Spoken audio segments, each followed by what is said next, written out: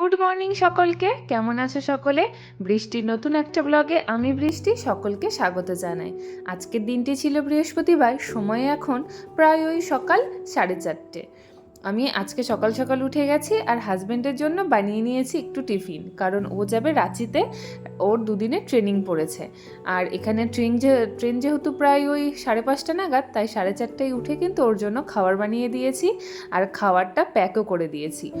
তাড়াতাড়ি ও বেরিয়ে যাওয়ার আগেই একটু বাসি ঘরটা ঝাড় দিয়ে নিলাম, কারণ বাসি ঘরে বেরোবে সারাদিনের মনে, শুধু সারা দিন নয় 2 দিনের মনে।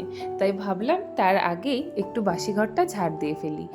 তো বাসি ঘরটার ঝাড় দিয়ে দিয়েছি, ও বেরিয়ে গেছে। আর সকালবেলা একটু এক্সারসাইজ করার জন্য আমি একটা শিব স্তোত্রম লাগিয়ে দিয়েছি। আর আমার না গান শুনতে শুনতে এক্সারসাইজ করতে বেশ ভালো লাগে। তো এখানে একটু এক্সারসাইজও করে নিলাম। আর আমি না এক্সারসাইজ করার সময় ড্রেসটা আজকে চেঞ্জ করিনি, কারণ ইচ্ছেই করছিল না। তো যাই হোক, মেয়েও ঘুম থেকে উঠে গেছে, মেয়েকে একটু দিয়ে দিলাম সকালেরই ম্যাগিটা, যেটা বানিয়ে রেখেছিলাম। তো ওটা খাচ্ছিল আর আমি ভাবলাম আমি কি খাবো। তো তখন ভাবলাম যে দই তো প্রচুর পাতা আছে, তাহলে দইটা দিয়ে একটু ওই শরবত মতো করে খেয়ে নিই, কারণ আজ বৃহস্পতিবার, পুজো দেবো, তারপরে কোনো অন্ন গ্রহণ করব। ছোট থেকে মাকে এইভাবেই নিয়ম পালন করতে দেখে এসেছি, তাই ভাবলাম মানে কি, আমিও প্রতি বৃহস্পতিবার কিন্তু তাই করার চেষ্টা করি। তো আমি এই যে শরবতটা করে নিলাম। আর এইদিকে ওই সকালে যা রান্না করেছিলাম, একটু ম্যাগি করেছিলাম, সেটারই যে বাসনপত্র বেরিয়েছিল, মেয়ে খেলো, আমি খেলাম, সেই বাসনগুলো একটু মেজে ধুয়ে ভালো করে পরিষ্কার করে রেখে দিলাম। আর এবার একটু ঘরটা মুছে নেবো, কারণ ঘর না মুছলে আমার না একটুও ভালো লাগে না, জানো তো। আমার হাজব্যান্ড বলে এটা আমার একটা বাতিক হয়ে গেছে, যে যতক্ষণ না ঘর মুছবো ততক্ষণ যেন ঘর আমার পরিষ্কারই লাগে না। তো ঘরটা মোছার জন্য চলে আসলাম। পাশের ঘরটা তো আগেই মুছে নিলাম, আর এই ঘরটায় এসে মেয়ে যেহেতু শুয়েছিল, তাই বিছানাটা পড়েই ছিল। ভাবলাম বিছানাটা আগে গুছিয়ে নিই, তারপরে ঘরটা মুছে নেবো। তো সব কিছু করে নিয়ে ঘর মুছে চলে এলাম স্নান করে, কারণ যেহেতু বৃহস্পতিবার তাড়াতাড়ি একটু পুজো দেবো। তো স্নান টান করে এবার চলে এসেছি একটু ওই স্কিন কেয়ার করার জন্য।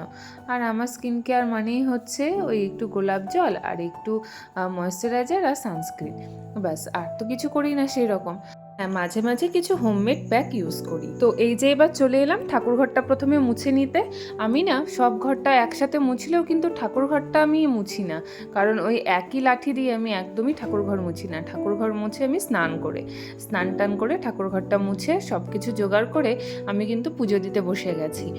আর ওদিকে প্রদীপটাও জ্বালিয়ে নিয়েছি, আর এদিকে ধূপটাও জ্বালিয়ে দিয়েছি।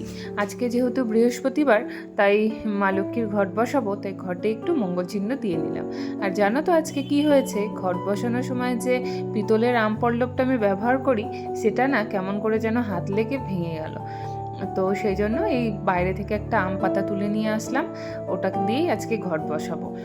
তো সব কিছু ওই যে ঘরটা রেডি করে নিলাম, ঘটের মধ্যে যা যা দিতে হয়। এদিকে জল শঙ্খ যেটা, সেটাও রেডি করে নিয়েছি।